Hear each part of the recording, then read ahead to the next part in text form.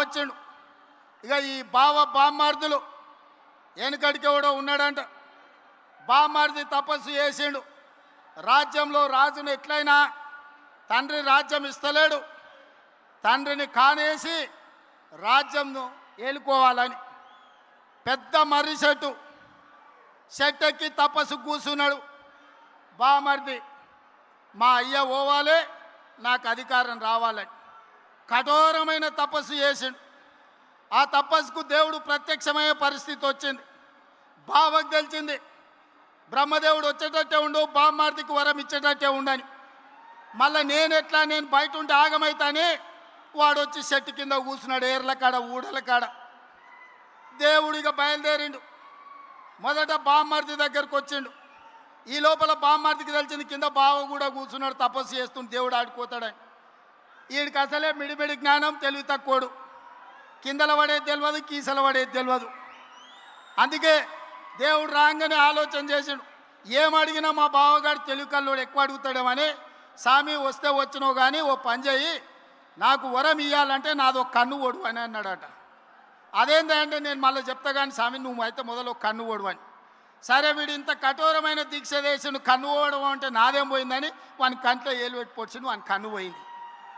కిందికి బావ దగ్గరికి వచ్చిండు, మరి నీ సంగతి చెప్పని. వాడు అనుకున్నాడు మా బామ్మార్ది గాడు ఏమేమి అడిగిండో నాకు తెలియదు, ఓ పని చేయి స్వామి, మా బామ్మార్ది అడిగిన దానికి నాకు డబల్ అని అడిగిండంట. ఆలోచన చేసుకో అని చెప్పాడు. ఇక లేదు స్వామి ఆలోచన లేదు, గీలోచన లేదు, మా బామ్మార్దికి ఇచ్చిన వరానికి నాకు డబల్ వరం ఇవ్వమని.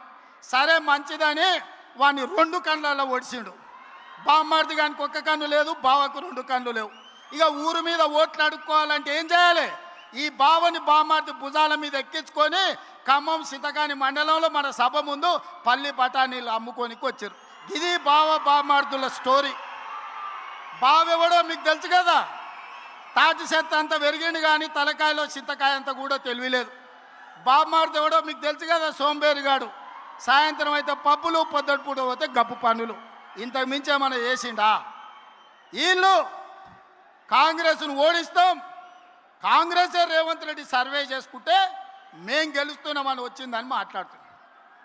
అన్నం తినేటోడు ఎవడన్నా ఎన్నికలు ఎన్నడు ఉంటాయో తెలియకుండా, ఎవడు పోటీ చేస్తాడో తెలియకుండా, ఏ రిజర్వేషన్ ఉంటుందో తెలియకుండా, ఎన్ని సీట్లు పెరుగుతాయో తెలియకుండా, ఎన్నికలలో ఏం చెప్తామో తెలియకుండా ఎన్నికల సర్వేలు చేసి ఎవడు గెలుస్తాడో నిర్ణయిస్తాడంట.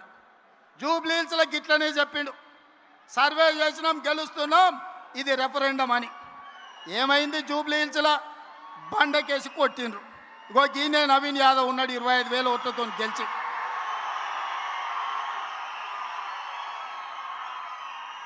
మనము పెళ్లికి బ్యాండ్ మేళమోని పిలుచుకుంటాం.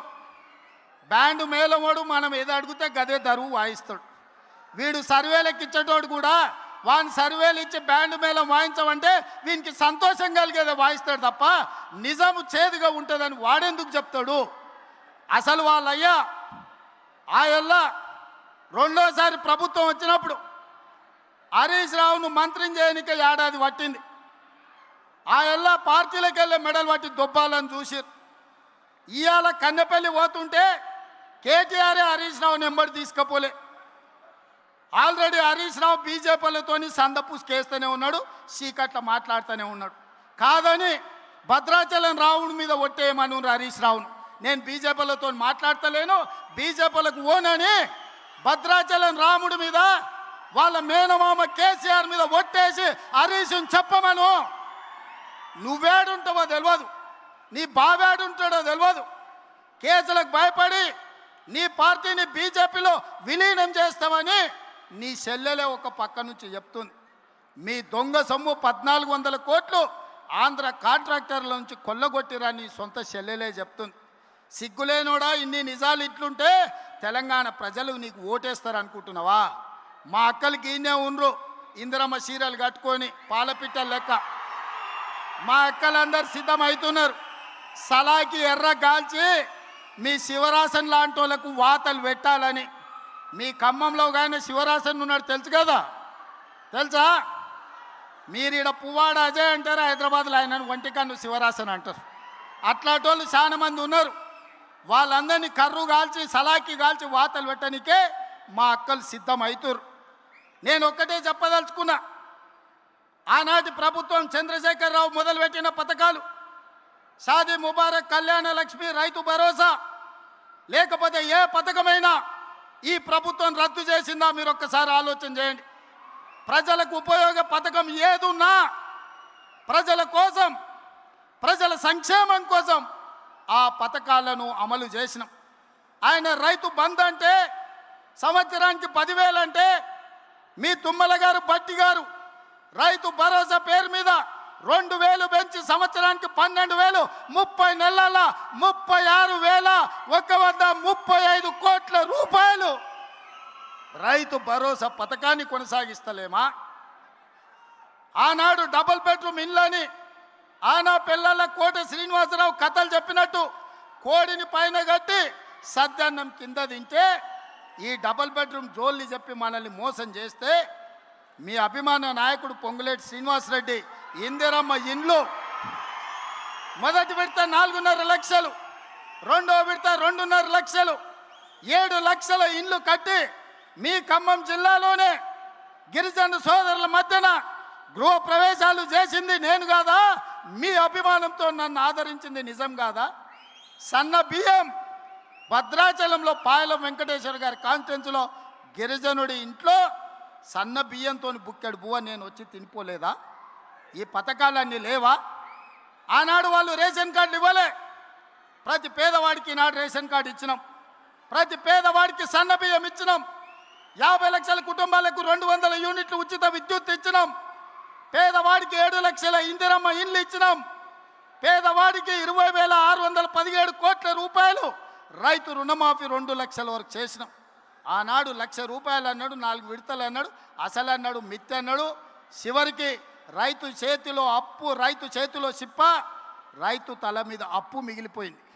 కానీ ఈ ప్రభుత్వం రైతులకు రైతు రుణమాఫీ చేసి చూపించింది. రైతు భరోసా 10,000 ఇస్తే 12,000 ఇచ్చింది. రైతు ఉచిత కరెంటు ఈరోజు మనం ఇచ్చినాం. వడ్ల కొనుగోలులో ఉత్తమ్ కుమార్ రెడ్డి 30 నెలల్లో 80,000 కోట్ల రూపాయలు సివిల్ సప్లైస్ కమిషన్ నుంచి రైతుల కోసం ఖర్చు పెట్టినాం. తెలంగాణ ఉద్యమమే 69 తొలి తెలంగాణ ఉద్యమం, పాల్వంచలో తెలంగాణ ఉద్యమం ఖమ్మం జిల్లాలో పుట్టింది. బంట్రోతు ఉద్యమం కోసం మొదలైన ఉద్యమం తెలంగాణ రాష్ట్రాన్ని సాధించినాం. చంద్రశేఖరరావు మాత్రం నిరుద్యోగుల కళ నెరవేర్చలే. ఈనాడు మొదటి సంవత్సరంలో 67,717 ప్రభుత్వ ఉద్యోగ ఖాళీలు భర్తీలు చేసి ఇంజనీర్లను, డాక్టర్లను, నర్సులను, పోలీసులను వివిధ శాఖల్లో ప్రభుత్వ ఉద్యోగాలు మనం భర్తీ చేసినాం. ఇట్లా చెప్పుకుంటూ వెళ్తే రైతు రుణమాఫీ కావచ్చు, రైతు భరోసా కావచ్చు, రైతు బీమా కావచ్చు, రైతు బోనస్ కావచ్చు, నిరుద్యోగ ఉద్యోగ నియామకాలు కావచ్చు, ఆడబిడ్డలకు 60,000 కోట్ల రూపాయల బ్యాంకు లింకేజ్ కావచ్చు, బతుకమ్మ పేరు మీద ఆడబిడ్డల చీరలలో కూడా కమిషన్లు కొడితే గాడిదలారా ఈడనే తగిలబెట్టిరు. మీరు ఇచ్చిన చీరలు పిట్టలను బెదిరించనిక పొలాలకు కట్టిరా అన్నాడు. కానీ ఇవాళ గాడ మా అక్క కనిపిస్తుంది పాలపిట్ట రంగు, కెమెరాకి అక్కడ తిప్పుర్రా. మా అక్క పాలపిట్ట రంగు చీర కట్టుకొని వచ్చి షై పైకి ఎత్తింది చూడు. ఇంటాయన కూడా అరే మా ఆమె ఎంత అందంగా ఉందా పాలపిట్ట చీరలు అనుకునే పరిస్థితి. మా అక్క కలకలలాడుతుంది. ఈ తమ్ముడు పండుగ పూట పెట్టిన చీర సారె కింద మా అక్కలు కట్టుకొని ఇవాళ నన్ను ఆశీర్వదించడానికి వచ్చారు. ఆర్టీసీలో ఆడబిడ్డలకు ఉచిత బస్సు ప్రయాణం 30 నెలల ఆడబిడ్డల కోసం 11,000 కోట్ల రూపాయలు ఖర్చు పెట్టి ఏ ఒక్కరు కూడా అమ్మగారింటికి పోయినా, అమ్మవారిని దర్శించుకున్న, రాములోరి దగ్గరికి పోయినా అనా పైసా లేకుండా ఈరోజు ప్రయాణం చేస్తురా లేదా మా అక్కల్ని అడుగురి. అక్క కెమెరా మీద కనిపించేటోళ్ళు చెప్పురి, బస్సులు ఎవరన్నా రూపాయి అడిగినరా? 2 రోజుల్లోనే ముఖ్యమంత్రి అయినప్పుడు చెప్పిన మీరు బస్సు ఎక్కుండ్రి, కావాల్సిన దగ్గర దిగుండ్రి, ఎవడన్నా మీరు కిరాయి అడిగితే మీ తమ్ముని ఫోటో చూపించుండ్రి, మా తమ్ముడు పట్నం వాళ్ళు ఉన్నాడు బస్ కిరాయి తెచ్చుకోపో అని. 30 నెలల్లో ఎప్పుడన్నా అడిగినరా అక్క? ఇది 1000 మెగావాట్ల ఉచిత విద్యుత్ యజమానులను చేసినాం. 1000 బస్సులకు ఉచిత ప్రయాణం కాదు, 1000 బస్సులకు మా ఆడబిడ్డలను యజమానులను చేసినాం. పెట్రోల్ బంకులు పెట్టించినాం. శిల్పారామం దగ్గర 1000 కోట్లతోని మా ఆడబిడ్డలకు స్థలం ఇచ్చి వాళ్ళ ఉత్పత్తులను అమ్ముకునేటట్టు చేసినాం. ఇవన్నీ 8,21,000 కోట్ల రూపాయల అప్పులో రాష్ట్రాన్ని మాకు అప్పగిస్తే అప్పుల ఊబిలో కూరుకుపోయిన రాష్ట్రాన్ని ఒడుపుగా జాగ్రత్తగా తెలవకపోయినా తెలుసుకొని సమయస్ఫూర్తితోని రాష్ట్రాన్ని నడిపించి ఆనాటి ప్రభుత్వం ఇచ్చిన పథకాలే కాదు, ఈనాడు ఈ అన్ని అదనంగా పథకాలను అమలు చేస్తున్నాం. ఇన్ని చేసినందుక మేము ఓడిపోవాలని నేను అడుగుతున్నా. ఇన్ని పనులు చేసినందుక సర్వేలల్లో మీకు అనుకూలంగా ఉందా? నేను అడగదలుచుకున్నా. సన్న బియ్యం తిన్నోళ్ళు, ఇందిరమ్మ ఇల్లు వచ్చినోళ్ళు, ఉచిత కరెంటు